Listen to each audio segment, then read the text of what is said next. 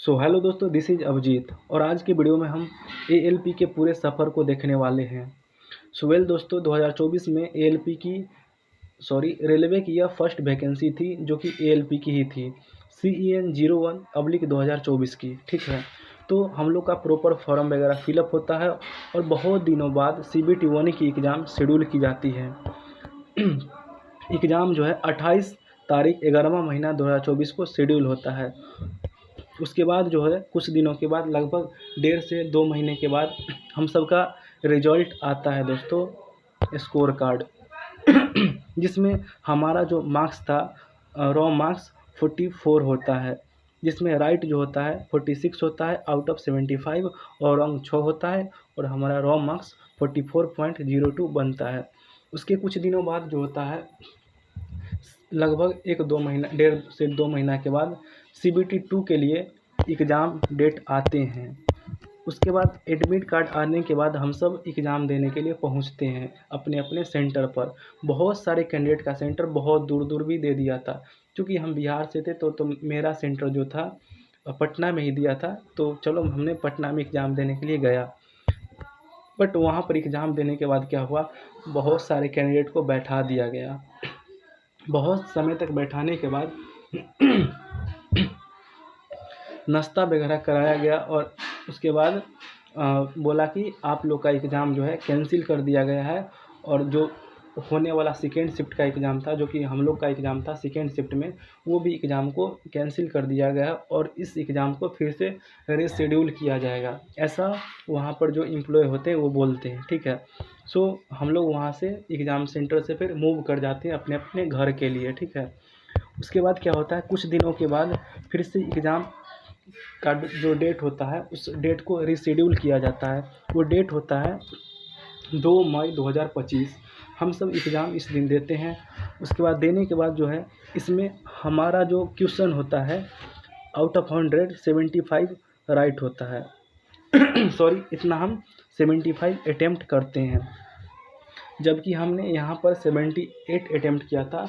लेकिन रेलवे जो है कुछ क्वेश्चन को इग्नोर करती है, ठीक है ना, जिस कारण से 75 में से मेरा जो पूरा एकदम जो मतलब करेक्ट था क्वेश्चन 69 होता है और कुछ क्वेश्चन 6 क्वेश्चन जो गलत होता है, जिसके कारण हमारा जो रॉ मार्क्स बनता है वह 67 बनता है। ठीक है, उसके बाद आउट ऑफ 100 पर इसको जब देखा जाता है तो प्रोरेटेड करके तो 71.2766 ये हमारा रॉ मार्क्स बनता है। ठीक है, उसके बाद पार्ट बी का एग्ज़ाम होता है।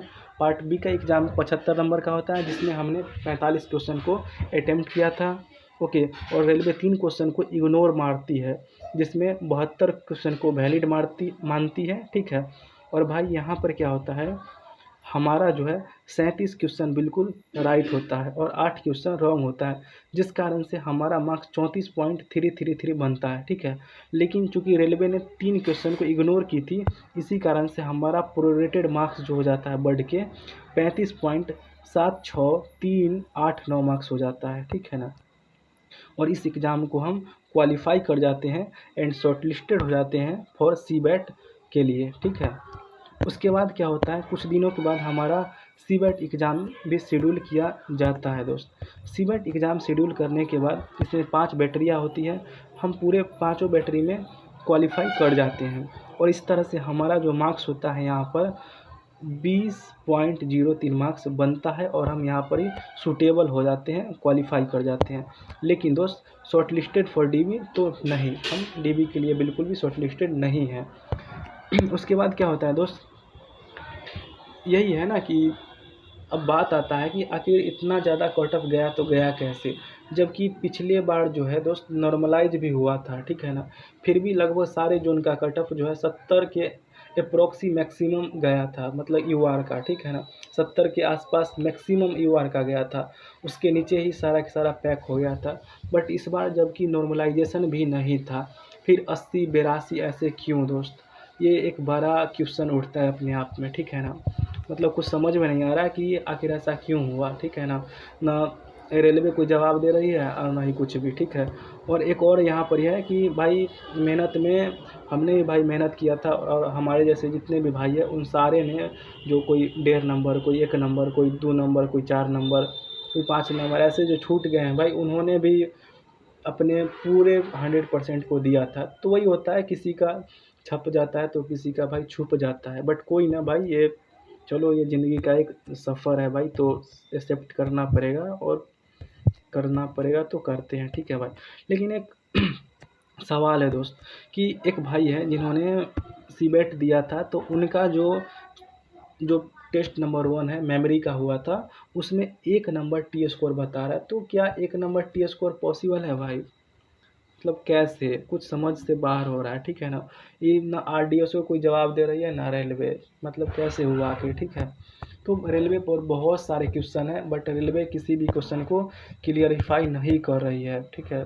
सो रेलवे को इस सारे क्वेश्चन को क्लियरिफाई करना चाहिए, वरना स्कैम के कैटेगरी में गिना ही जाएगा, ठीक है ना। मतलब कोई डाउट ही नहीं है, आखिर इतना कट ऑफ हाई कैसे गया।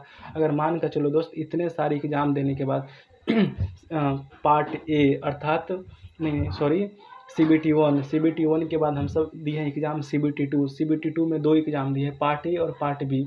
उसके बाद दिए हैं सीबेट, लगभग 4 एग्ज़ाम दिए हैं। टोटल 4 एग्ज़ाम देने के बाद भी कट ऑफ यदि रॉ मार्क्स अगर 82 के आसपास तक जा रहा है, इसका मतलब है दोस्त, इसका अगर नॉर्मलाइज किया जाए तो लगभग 90-92 को छुएगा। तो क्या भाई, ग्रेड 1 टेक्नीशियन, ग्रेड 3 और ALP में इतने सारे एग्ज़ाम देने के बाद क्या फ़र्क रह गया? आखिर सवाल तो ये भी बहुत बड़ा है, ठीक है।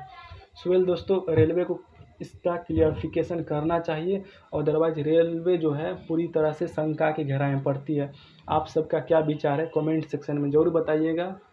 मिलते हैं नेक्स्ट वीडियो में। जय हिंद, जय भारत दोस्त।